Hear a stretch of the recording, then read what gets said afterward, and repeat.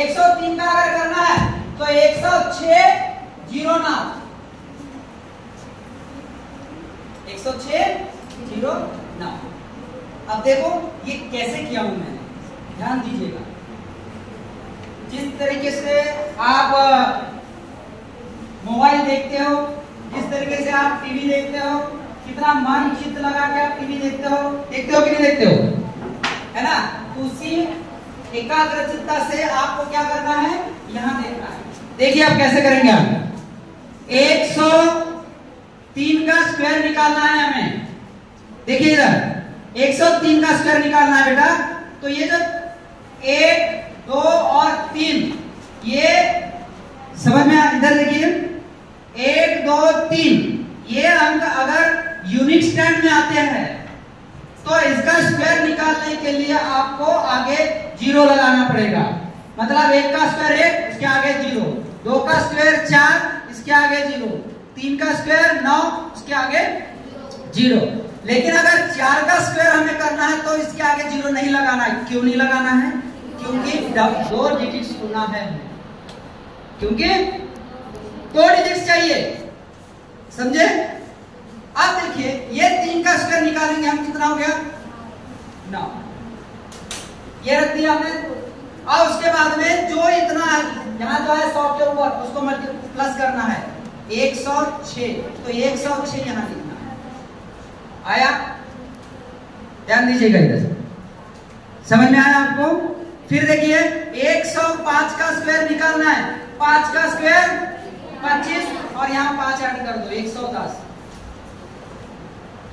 अगर 106 का स्क्वायर करना है, 6 का वर्ग 36, यहाँ 6 प्लस कर दो 112। आया कि नहीं आया?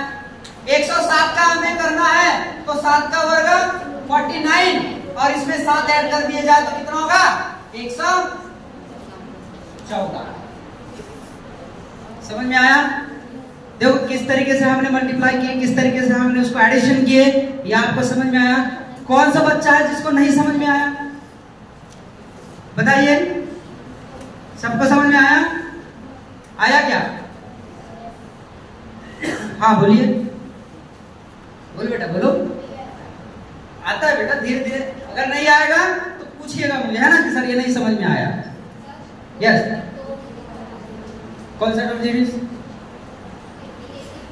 84 का, ये 84 हो गया।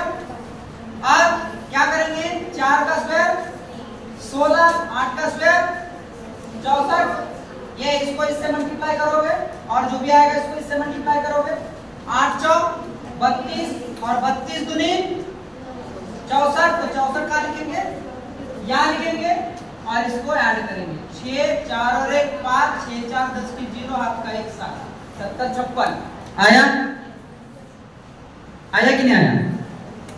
तो इस तरीके से आपको मल्टीप्लाई करना है, स्क्वायर निकालना है। समझ में आया? देखो ट्रिक्स बताने के लिए बेटा बहुत सारा है, आपको तो पूरा दिन निकल जाएगा, पूरा साल निकल जाएगा, बहुत सारी ढेर सारी ट्रिक्स हैं।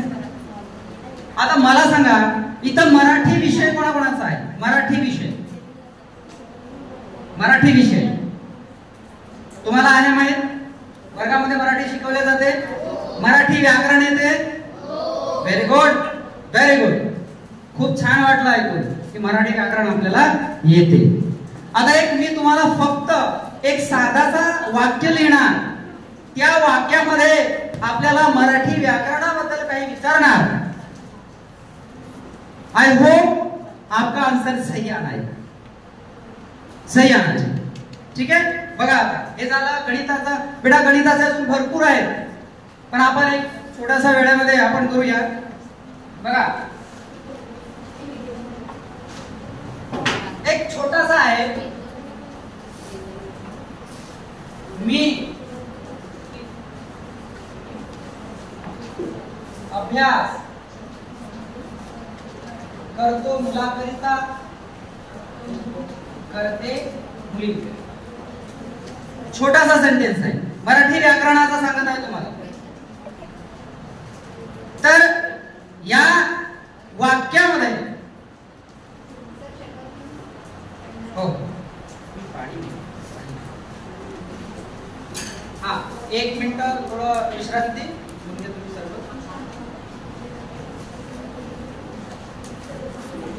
हे समजून घे. छोटासा प्रश्न आहे, जास्त गहन नाहीये. मराठी व्याकरणाचा प्रश्न आहे. मी अभ्यास करतो. या वाक्यामध्ये क्रियापद कोणतं आहे बेटा? या वाक्यात अभ्यास काय आहे? सॉरी,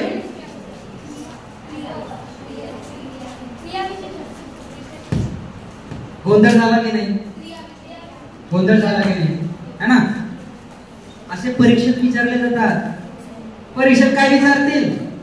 अभ्यासला अंडरलाईन करतील आणि विचारतील वरील वाक्याचा अधोरेखित शब्दाचे जातोड खा. हा स्पर्धा परीक्षेमध्ये विचारला जातो. मग तुम्हाला माहित असायला पाहिजे की या वाक्यात हा अभ्यास काय आहे. हा सर्वनाम आहे, बरोबर आहे. सब्जेक्ट आहे, बरोबर आहे. पण व्याकरणामध्ये प्रत्येक शब्दाचा त्या त्या अर्थानुसार वेगवेगळा अर्थ निघत असतो. इथं मी हा सर्वनाम आहे, बरोबर आहे. त्याच्यात काय चुकलेलं नाही आहे. पण अजून काही क्रियापद असेल, वाक्याची जुळवणी कर्ता, कर्म आणि क्रियापद. मराठी व्याकरण आणि इंग्रजी व्याकरण यामध्ये थोडं तफावत आहे. इंग्रजी व्याकरणामध्ये subject plus verb plus object अगर है तो भी चलता है, नहीं है तो भी चलेगा.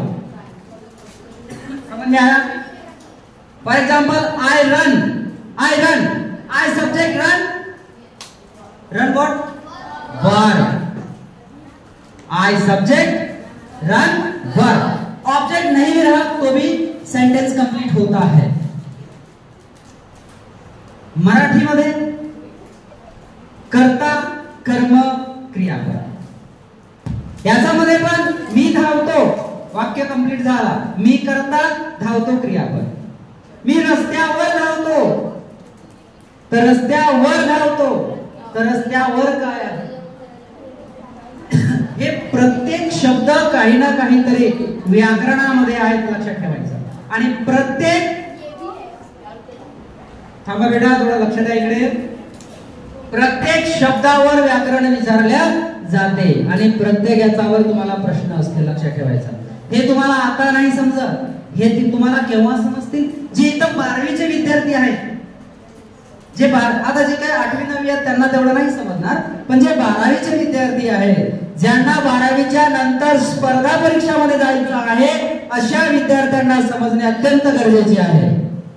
कारण जोपर्यंत ते समजतील तोपर्यंत तुम्हाला वेळ झालेली असणार, लक्षात ठेवायचं.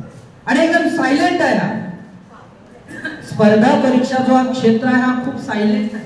याच्यामध्ये पैसा कमी, मेहनत जास्त आहे. आता मला सांगा, आजच्या काळात जे डबल करतात, नीटची प्रिपरेशन करतात, त्यांना वार्षिक फीस किती असते? 1.5 लाख. 1 लाख 1.5 लाख होता है कि नहीं होता है वार्षिक फीस? आणि असे कित्येक विद्यार्थी आहेत जे 1.5 लाख देऊनही रिपीट करत आहेत ना? 12 विद्यार्थी आहेत की नहीं? रिपीट करते कि नहीं करते? एक बार में नहीं होता, 2 बार में नहीं होता, 3 बार में भी नहीं होता. आखिर नहीं होता तो काहे का एमबीबीएस बीएचएस में पूछ जाते. समझ में आया? ऐसा नहीं है कि पड़ोसी का लड़का या लड़की अगर एमबीबीएस कर रही तो मेरा भी बेटा करना चाहिए. ये गलतफहमी है, ये गलतफहमी है. इकडे लक्ष द्या, आवाज नका करू. ये बात आपको मैं इसलिए बता रहा हूं बेटा, देखिए ध्यान दीजिए.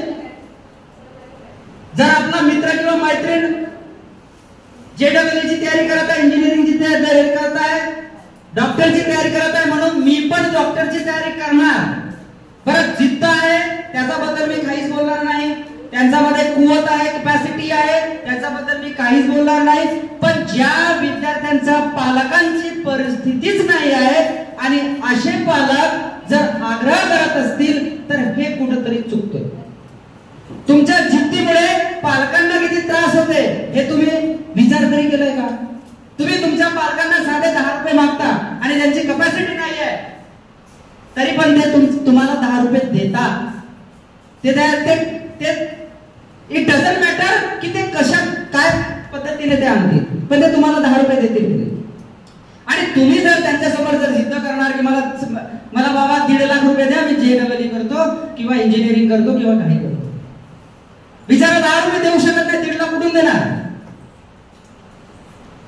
देणार नाही. मग मला सांगा, 1.5 लाख रुपये फीस देऊन तुमचं आयुष्य पण घडण्याची क्षमता ही कमी आहे. मग तुम्ही कमी फीस मध्ये तुमचं आयुष्य घडवू शकता. स्पर्धा परीक्षेचे पुस्तक जास्तीत जास्त जर चांगल्या पद्धतीने जर खरेदी केलं तर जास्तीत जास्त 5,000च्या होते, जास्तीत जास्त. आणि त्या 5,000च्या पुस्तकात तुम्ही 5,000 वेळा वाचले ना एका वर्षातून, तर तुम्हाला 50,000ची नोकरी लागू शकते. पण ते डिपेंड करते तुमच्या अभ्यासावर, तुमच्या जिद्दीवर. आलं लक्षात? म्हणजे माझा म्हणण्याचा तात्पर्य असा आहे की जास्तीत जास्त आर्ट्स हा जो विषय आहे हा खूप इम्पॉर्टंट आहे. आर्ट्स या विषयाकडे जास्तीत जास्त केंद्रित व्हा. इतर विषय पण चांगले आहेत, इतर सब्जेक्ट पण चांगले आहेत, कॉमर्स चांगलं आहे, सायन्स चांगलं आहे, सगळेच चांगले आहेत. मी कुठल्याही स्ट्रीमला नाव ठेवत नाही, पण तुमची जी जिद्द आहे, तुमची जी परिस्थिती आहे, त्या परिस्थितीनुसार तुमचं आयुष्य, तुमचं भविष्य निवडा.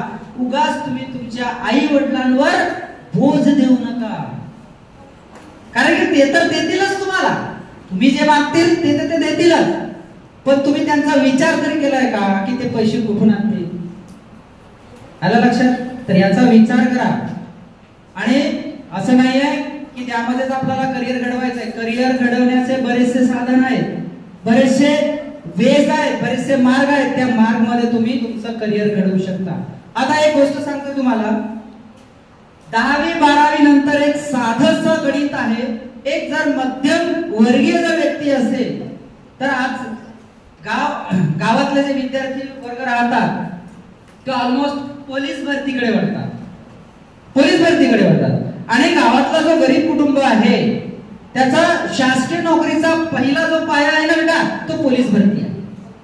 शासकीय पहिला पाया पोलीस भरती, कमी खर्चामध्ये उत्तम सुविधा.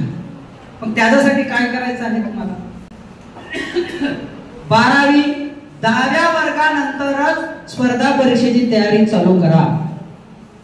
10व्या वर्गानंतर. आम्ही आमच्याकडचे विद्यार्थी कधी स्पर्धा परीक्षेची तयारी चालू करतो? ग्रॅज्युएशन झाल्यानंतर. आणि तिकडे मराठवाड्याचे पोरं ग्रॅज्युएशन होता होता त्यांना नोकरी लागून जाते, कारण ते